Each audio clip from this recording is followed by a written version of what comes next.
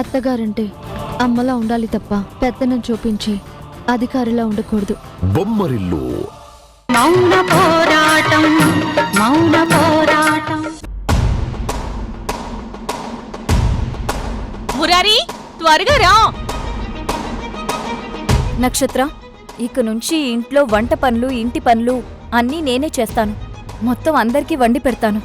నువ్వు గాని రఘురామ్ గాని వంట చేయొద్దు. హ్యాపీగా తినండి, ఎంజాయ్ చేయండి. అంతేగాని మీది వేరు వంట, మాది వేరు వంట అని విడదీకండి ప్లీజ్, సరేనా? ఏయ్, ఏం చెప్తున్నావు నువ్వు? మా వంట మేం చేసుకోవద్దా? ఎందుకు చేసుకోవద్దు? మా ఇష్టం మేం చేసుకుంటాం. మీ ఏడుపు మీరేడవండి. అరే, నేను వండి పెడతాను అంటున్నాను కదా, నీకేంటి ఇబ్బంది? అంటే నీకు నచ్చింది వండి పడేస్తే మేము నోరు మూసుకొని తినాలా? నేనలా చెప్పట్లేదు. రోజు మీకు నచ్చిన టిఫిన్స్, నచ్చిన కర్రీసే వండుతాను. అర్థం చేసుకో.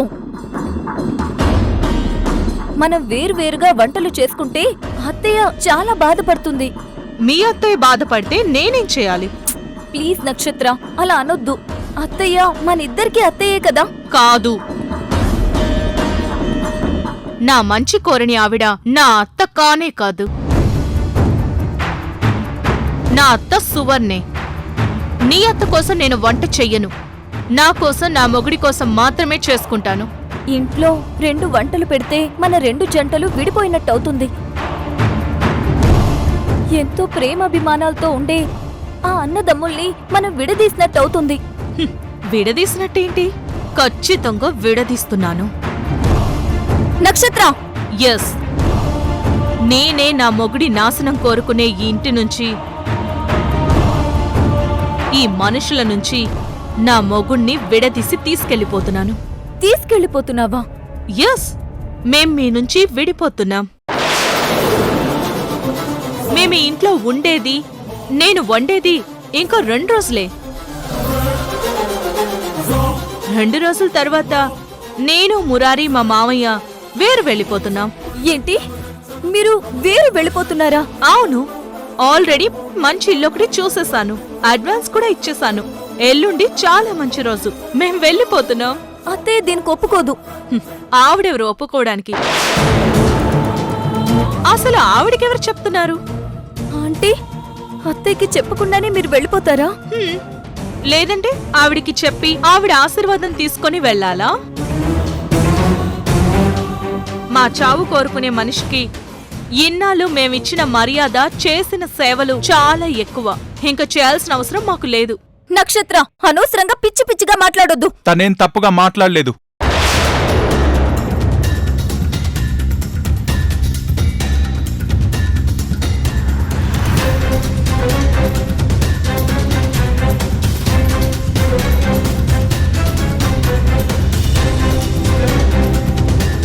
ఏ నడి రోడ్లో నన్ను చావగొడుతుంటే వదిలేసి వచ్చిన మనిషికి నా మీద చాలా ప్రేమ ఉందని చెప్తే ఇంకా నమ్మమంటావా? మురారి, నువ్వు మాటి మాటికి అదే ఇన్సిడెంట్ గురించి చెప్తావేంటి? అదేదో పొరపాటునా? పొరపాటున కాదు, ప్రేమ లేదు.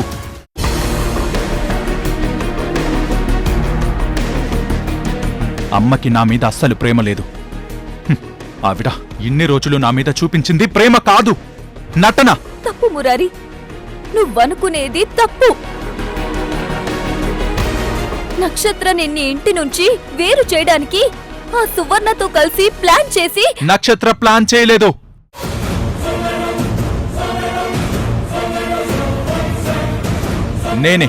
నేనే నక్షత్రకి చెప్పాను, మనం వేరు వెళ్ళిపోదామని చెప్పాను.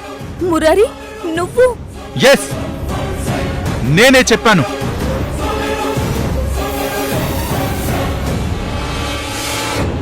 ఈ ఇంట్లో ఈ మనుషులతో ఉండొద్దని నేనే చెప్పాను. వేరే ఇల్లు చూడమని చెప్పాను. 2 రోజుల్లో వెళ్ళిపోదామని చెప్పాను. అడ్వాన్స్ కూడా ఇమ్మని చెప్పాను. మురారి, మీ అమ్మకి చెప్పకుండా నువ్వు ఇలాంటి నిర్ణయం తీసుకుంటావని నేను అస్సలు ఊహించుకోలేదు. మీరు ఊహించినట్టు బతకాల్సిన అవసరం, మీరు ఆశించినట్టు చేయాల్సిన అవసరం నాకు లేదు. ఇక నుంచి మా బతుకు మాది, మీ బతుకు మీది.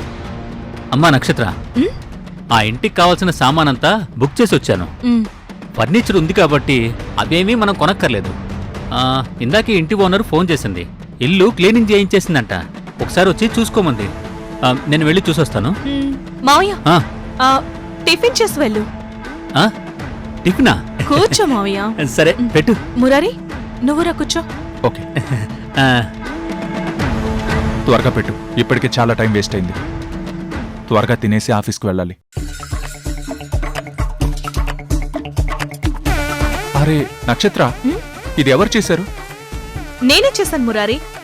నాకు తెలీదా నువ్వు వేరే వాళ్ళు చేసింది ఎప్పుడు తిన్నావని?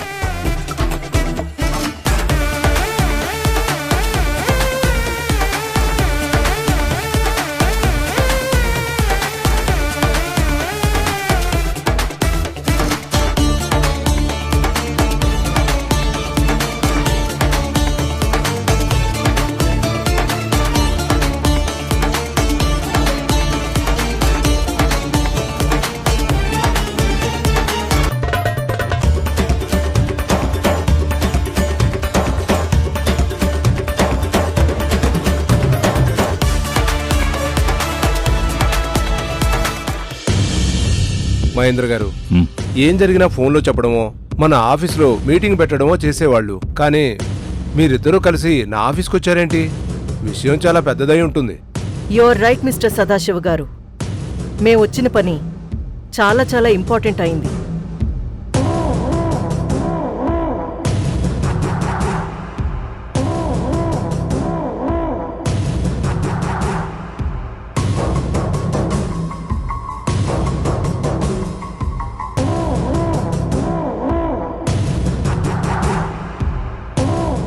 ఇది హరిచంద్ర ప్రసాద్ వాళ్ళ అత్తగారు చాముండేశ్వరిదేవి రాసిన విల్లు.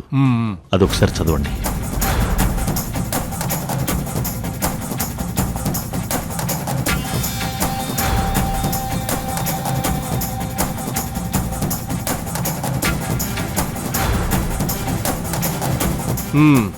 దీని ప్రకారం మొత్తం ఆస్తి, బిజినెస్లు అన్నీ విశాలాక్షి గారికి సంక్రమిస్తాయి కదా? వస్తాయి, కానీ దీనికో ప్రాబ్లం ఉంది. ప్రాబ్లమా? యాజ్ పర్ డాక్యుమెంట్ ఏమీ లేదే. కళ్యాణ్ రాముడు పర్మనెంట్గా బెడ్ మీదే ఉన్నాడు. జానకి పర్మనెంట్గా చూపు రాదు. సో ఇంకా అధికారం మీదే కదా. అలా అని మా ముసలోడు ఒప్పుకుంటూ సైన్ చెయ్యాలని రూల్ పెట్టింది కదా ఆ చాముండేశ్వరి.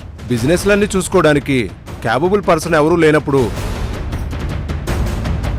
ఆయన ఇదంతా మీకే అప్పగించి తీరాలి కదా. కేపబుల్ పర్సన్ ఉన్నాడు సదాశివుడు. ఉన్నాడా? ఎవరు? కళ్యాణరాముడు. వాట్? ఎస్, వాడు పర్మనెంట్గా బెడ్ రిడన్ కాదంట, త్వరలోనే కోలుకుంటాడంట. అలా అని డాక్టర్లే సర్టిఫై చేస్తున్నారు. సర్టిఫై చేసిన విషయాలన్నీ జరగాలని రూలేం లేదు కదండి. జరిగితే ఏం చేస్తామండి? ఒకవేళ కళ్యాణరాముడు 1 నెల తర్వాతో 2 నెలల తర్వాతో నిజంగా కోలుకుంటే అప్పుడేం చెయ్యాలి? డాక్యుమెంట్స్తో సహా మొత్తం వాడికి అప్పగించి మేము హిమాలయాలకు వెళ్ళిపోవాలి. పాజిటివ్గానే ఉంది. ఓకే, మరిప్పుడు మీరు కనుక్కున్న సొల్యూషన్ ఏంటో చెప్పండి. స్వాతిముత్యంగాడు ఒకవేళ నార్మల్ అవుతాడన్నమాట నిజమే అయితే మినిమం దానికి 1 నెల రోజులు టైం పడుతుంది. కానీ అదొక హోప్ మాత్రమే. కానీ అది జరిగే ఛాన్స్ కూడా ఉంది. అందుకే మనం ఛాన్స్ తీసుకోకూడదు. 1 నెల రోజుల్లోపే ఇదంతా మా సొంతం చేసుకునే ప్లాన్ చెయ్యాలి. అంటే మా మామ హరిశ్చంద్ర ప్రసాద్తో మొత్తం రైట్స్ మాకే చెందుతాయని ఒప్పుకుంటున్నట్లు సంతకాలు తీసుకోవాలి. ఈ విల్లు చూస్తే ఏ తలకమాసినోడు కూడా అగ్రిమెంట్ మీద సైన్ చేయడు. అందుకే దీన్ని 4వ మనిషికి చూపించలేదు. ఇప్పుడు నువ్వు చేయాల్సిన వెరీ ఇంపార్టెంట్ డీల్ ఏంటంటే మన మిగతా బోర్డు మెంబర్స్ అందర్నీ ఒక మాట మీదకి తీసుకొచ్చి కళ్యాణరాముడు కదలలేడు కాబట్టి వెంటనే ఒక కేపబుల్ పర్సన్ని చైర్మన్గా ప్రకటించమని, లేదంటే మొత్తం మీరందరూ ఒకేసారి మన కంపెనీ నుంచి షేర్స్ అన్ని విత్డ్రా చేసుకుంటామని ఒక హుకుం జారీ చేయాలి. దాంతో ముసలోడు తప్పనిసరి మీటింగ్కి వస్తాడు. అక్కడ చాముండేశ్వరి రాసిన బిల్లు ముసలోడి ముందు పెడతాం. సంతకాలు పెట్టమంటాం. మీరందరూ కలిసి ప్రెషర్ పెడతారు. చచ్చినట్టు ముసలోడు సంతకాలు పెడతాడు. అది జరిగితే మా షేర్స్లో నుంచి 1% షేర్స్ మీ పేరు మీదకొస్తాయి. ఇది జరుగుతుంది. మొత్తం బోర్డు మెంబర్స్ అందరినీ నేను ఒప్పిస్తాను. మిమ్మల్ని చైర్పర్సన్గా చేయమని చాలా స్ట్రాంగ్గా పేపర్స్ నేను రెడీ చేయిస్తాను. హరిశ్చంద్ర గారిని మీటింగ్కి తీసుకురండి. అక్కడ మేమందరం ప్రెజర్ చేసి అతని చేత సంతకాలు చేయిస్తాం. Okay, okay, done. డన్.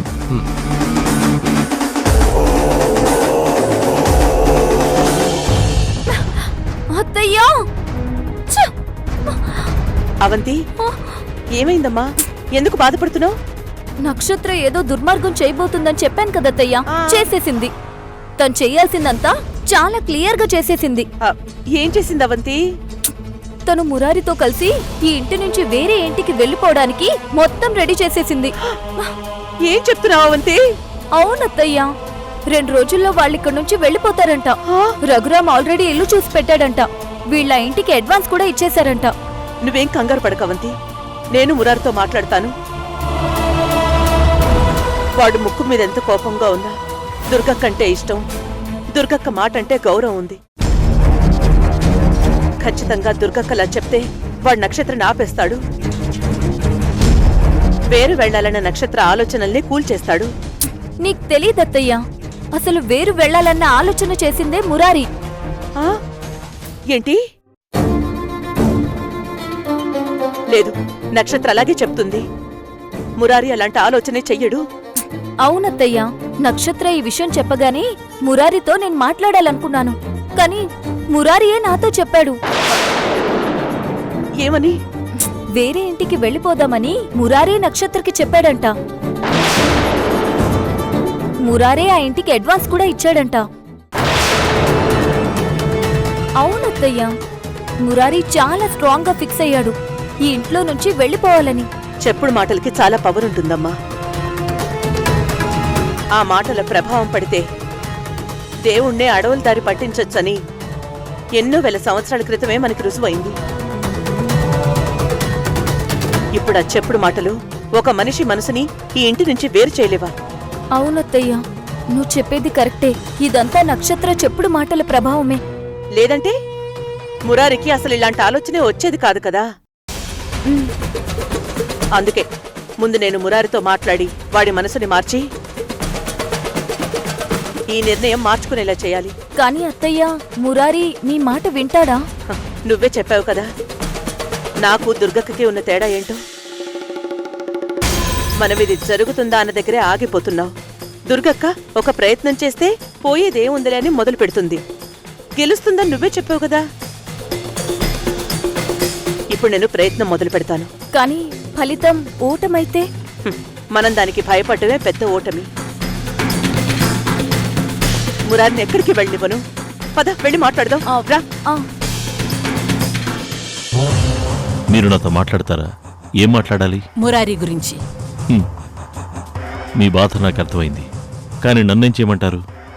నేను కుదిరినప్పుడల్లా మీ గురించి చాలా పాజిటివ్గా చెప్తున్నాను. అతని పెంపుడు తల్లి దుర్గ గురించి చెడుగా చెప్తున్నాను. మీ గురించి మంచిగా చెప్పినా అయినా అతని మనసు మారట్లేదు. మురారికి దుర్గ మీద కోపం వచ్చి అతను మనసు మారిపోయేలా ఆల్రెడీ నా కోడలు నక్షత్ర చేసింది. మరింకేంటి ప్రాబ్లం? మురారికి దుర్గ మీద మనసు విరిగిపోవడం మాత్రమే కాదు, కన్న తల్లినైన నా మీద ఇష్టం గౌరవం పెరిగేలా చెయ్యాలి. దానికి నేనేం చేయాలి? మురారిని నా దగ్గరికి పంపించాలి. కానీ అదెలా జరుగుతుంది? కన్నతల్లిగా మురారికి మీరంటే అసలు ఇష్టం లేదు కదా. అసలు మీ ఇంటికి అలా వస్తాడు? ఇంటికి రాడు, కానీ ఆఫీస్కి పంపిస్తే రానని చెప్పలేడు. అంటే మురారిని మీ దగ్గర నుంచి ప్రమోషన్ ఇచ్చి నా దగ్గరికి పంపించండి. ఇంతకుముందు అలా చేస్తే తను చేయనన్నాడు కదా. అప్పుడు పరిస్థితి వేరు. అప్పుడు దుర్గని కన్న తల్లి కంటే ఎక్కువగా చూసుకునేవాడు. ఇప్పుడు దుర్గ లాంటి దుర్మార్గురాలు తనకి తల్లిగా ఉండకూడదని కోరుకుంటున్నాడు. నా మీద ఎంతో కొంత పాజిటివ్ థాట్తో ఉన్నాడు. అందుకే మీరు మురారిని నా దగ్గరికి ప్రమోట్ చేయండి. అప్పుడు నేను మురారితో మంచిదాన్ని అనిపించుకుంటాను, అమ్మ అని పిలిపించుకుంటాను. దాంతో నా కొడుకు నా దగ్గరకొస్తాడు. అర్థమైంది. వెంటనే మురారిని మా కంపెనీ నుంచి మన కంపెనీకి ప్రమోట్ చేస్తాను. మన 2 కంపెనీల ఆఫీసులు ఇదే కాంపౌండ్లో ఉంటాయి కాబట్టి మురారికి పెద్దగా ఇబ్బంది ఉండదు. ఇప్పుడు ఆఫీస్కి రాగానే మురారిని మీ ఛాంబర్కి పంపిస్తాను.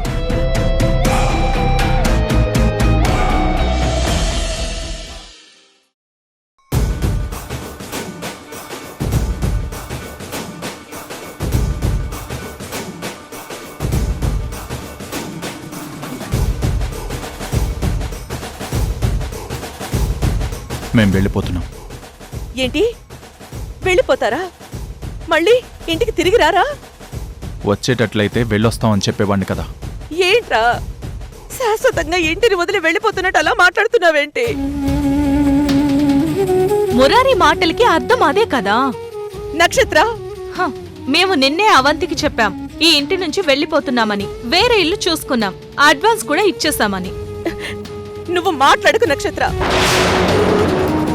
ఇది నా కొడుక్కి నాకు మధ్య విషయం, నువ్వు మధ్యలోకి రాకు. మురారి, నువ్వు చెప్పు. ఇల్లు వదిలి వెళ్ళిపోయేంత పెద్ద నిర్ణయం నువ్వెలా తీసుకున్నావురా? అంటే ఈ అమ్మను వదిలేసి వెళ్ళిపోయే అంత పెద్దవాడివైపోయావా? మన మధ్య జరుగుతున్న పరిస్థితులు నన్ను మన ఇంట్లో ఉండనిచ్చేలా లేవమ్మా. ప్రతిరోజు ప్రతి నిమిషం నా మనసుని గుర్చుతూనే ఉన్నాయి.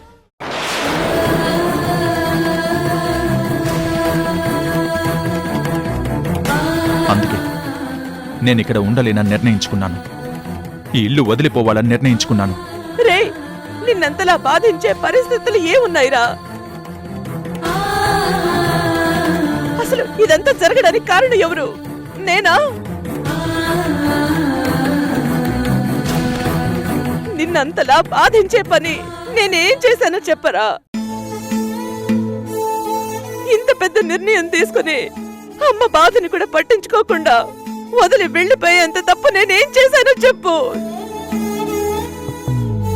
ఇదిగో చూడండి, పుట్టి బుద్ధెరిగాక ఇన్నేళ్లకి ఓ మంచి నిర్ణయం తీసుకున్నాడు మురారి. మీరు దాన్ని డైవర్ట్ చేసి మమ్మల్ని ఏదోలా ఆపడానికి ట్రై చేయకండి. నిన్ను మాట్లాడద్దన్నానా? చెప్పు మురారి, నేనేం చేశానో చెప్పు. నాకు అవన్నీ చెప్పాల్సిన అవసరం లేదు, అంత టైము లేదు. నేను వెళ్ళిపోవాలి. రే మురారి, నిన్ను దూరం చేసుకునే ఉద్దేశమే ఉంటే ఇప్పుడు నీకు ఇలా అడ్డం పడుండేదాన్నే కాదు కదా.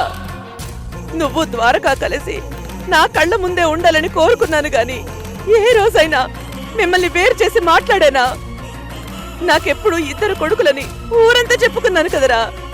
మీ ఇద్దరి మధ్య ఏ చిన్న గొడవ వచ్చినా నేను అల్లాడిపోయేదాన్ని కదరా. నీకు ఏ చిన్న అనారోగ్యం చేసినా నేను దేవుడికి మొక్కి మొక్కి ఉపవాసాలున్నాను కదరా. నీకన్నీ తెలుసు కదరా. ఏ ఇదంతా నీకు మీ అమ్మ నీ మీద చూపించిన ప్రేమ కాదా? ఇన్ని రోజులు అవన్నీ చూసి మోసపోయాను. నీకు నా మీద నిజమైన ప్రేమ ఉందనుకుని పిచ్చోళ్ళ ఆనందపడిపోయాను.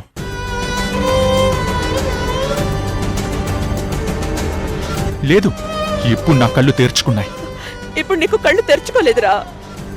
ఒక అబద్ధం నీ కళ్ళని పొరలా కమ్మేసింది.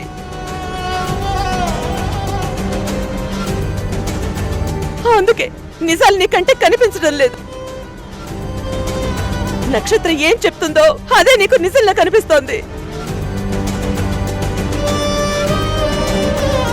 తన మాటల వెనుక ఉన్న మర్మం గ్రహించలేకపోతున్నావు నువ్వు. మంచేదో చెడేదో గ్రహించలేకపోవడానికి నేనేం చిన్న పిల్లాన్ని కాదమ్మా. నువ్వు చిన్న పిల్లాడివేరా. నువ్వు నిజంగా చిన్న పిల్లాడివే. లేదంటే ఇన్నేళ్లుగా పెంచిన ఈ అమ్మని ఒక్క సంఘటనతో చెడ్డది అని ఎలా అనుకుంటావు?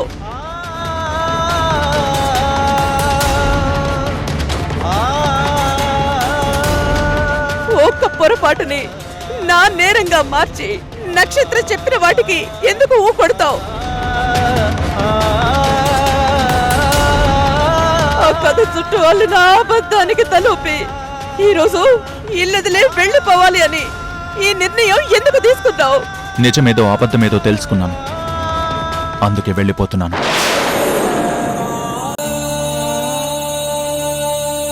రే వద్దురా, ఒక అమ్మగా నిన్ను బ్రతిమాలుకుంటున్నాను.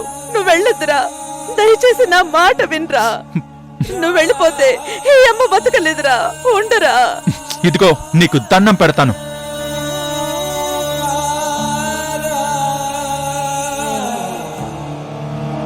ఇంకా ఈ ఇంట్లో ఉంటూ నేను మీ నటనని చూడలేను.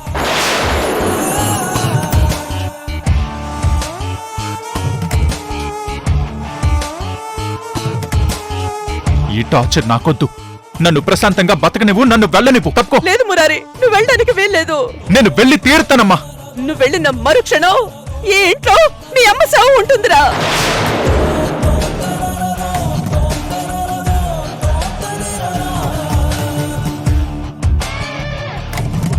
ఏంటి అన్నీ అయిపోయాయి, ఇంకా చివరికి చస్తానని బెదిరిస్తున్నావా?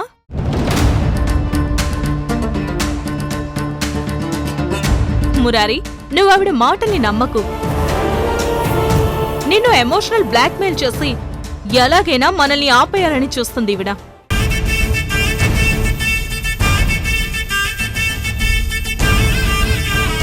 పద మనం వెళ్దాం. అయ్యో మురారి, వద్దురా వద్దురా, నువ్వు వెళ్ళొద్దురా. అమ్మా, నువ్వు అడ్డు తప్పుకోమ్మా. నేను ఇంత చెప్పినా నువ్వు వింటలేదు కదా, ఉండు. అమ్మా, అత్తయ్య